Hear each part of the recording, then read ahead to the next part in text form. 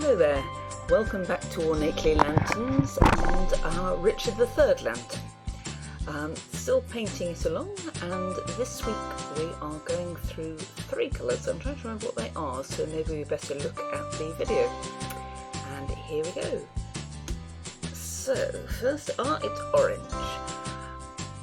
I find I use orange a great deal. It's not a particularly popular colour with people. Strange really, it used to be very popular in the olden days, but I've come across a lot of people who just say, oh no, I don't like orange.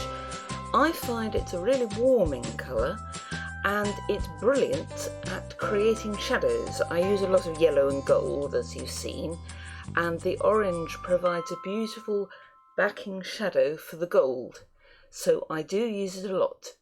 Although actually I don't use it in the figure of Richard or the figure of Anne at all. So here I'm using it as a contributing colour on the stained glass windows. Stained glass windows are so useful. When there's a colour you want to use but there's no room for it in the actual picture, then just whack it on at the back. Orange goes beautifully with turquoise and with pink, and those are actually the three colours that are making up the stained glass. We've not put the pink on yet, I see, but the turquoise is here. But those three colours have similar tones and they look fantastic together. So you'll find in a lot of my work I put those three colours together exactly. I will let the music play us through to the next colour.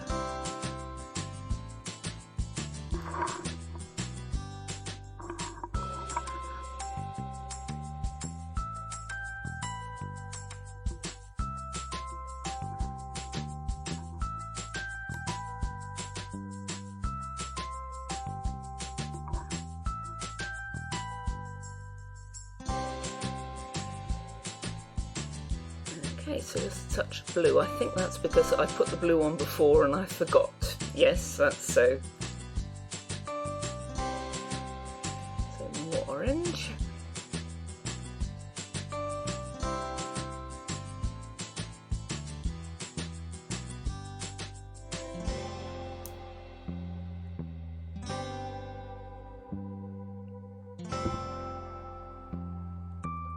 And here I'm putting in some of the shadows that I mentioned earlier.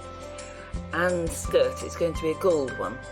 So to emphasise the creases in the fabric, orange goes on first. And now I'm coming to the flesh tones. We have a very pale shade, a kind of rosy red, which is called rose pink in glass paint. So that is the paint I'm using. Now, interestingly, traditionally all artistic flesh was green. The first How to Paint artist book came out in 1531 and it was followed religiously for hundreds of years and it's still in print. An important chapter concerning getting flesh tones accurate. What you do is you start with green and you mix green earth with white lead and then you put down 2 coats over all visible skin. Then you cover over the green, you put egg yolk and that binds it, but not necessarily forever. Some of the people you see in faded medieval paintings look like the Incredible Hulk, and that's because the egg yolk has begun to fade and so the top layer of pink has gone from their faces and you can just see the green. It's a prime forgery trick actually, and forgers love the How to Paint book that, as I mentioned, is still in print. Now we're on to brown, which can be used as black. It's a very thick colour. The sun doesn't really shine through it greatly, so I only use a small amount. Oh dear, very close up at the moment.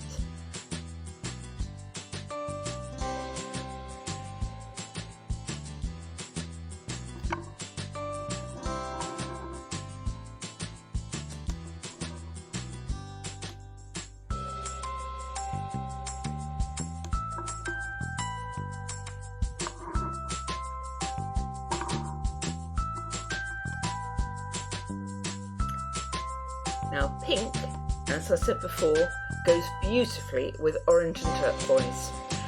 Pink is a lovely contrast to green as well. If you've ever tried it, they look fantastic together.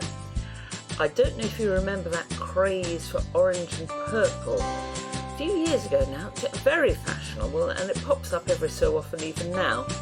But pink obviously is a variant of purple, and in fact this particular paint is called purple by the paint manufacturers, but I think of it as a dark pink.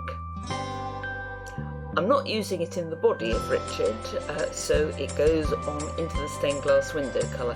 It looks fantastic when it's lit up. It can look a little dark when it first goes on, but when it's lit, it's a beautiful colour. Another difficulty you will have with it is that, as you might see as I'm painting here, it has a tendency to go on nice and smoothly. So you put the paint away to dry happily, and when you come back to the paint you find that little blobs, air pockets, little areas that are unpainted have appeared. Blue is another one for this. It's very annoying. They just pop up for no apparent reason. It must be something to do with the way this paint colour is put together. So that is something you need to watch out for when you're painting pink.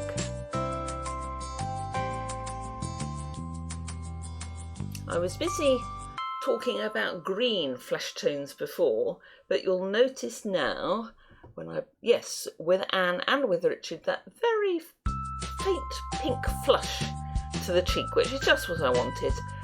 You don't need any more than that.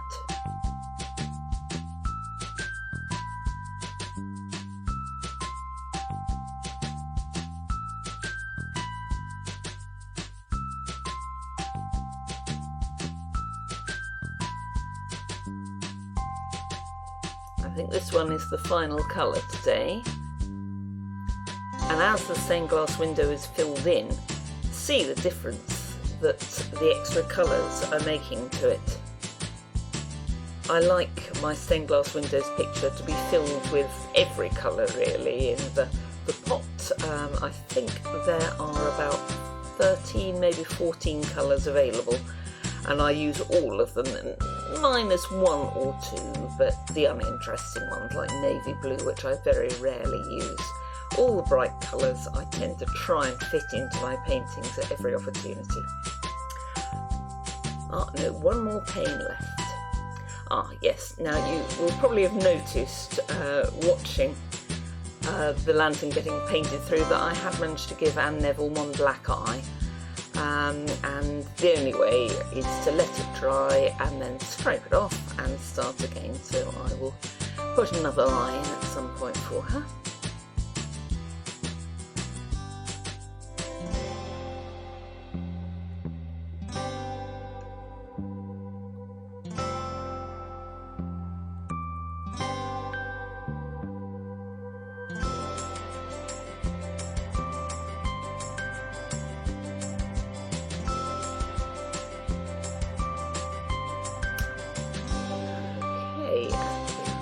Just coming to the end here.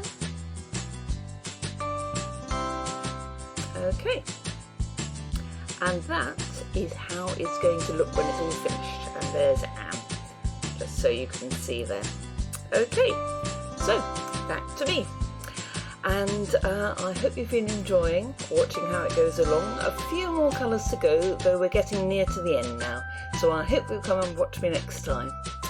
Okay, see you again soon. And do please like and subscribe to my channel. It will be lovely to see you again. Okay, thanks very much and bye bye.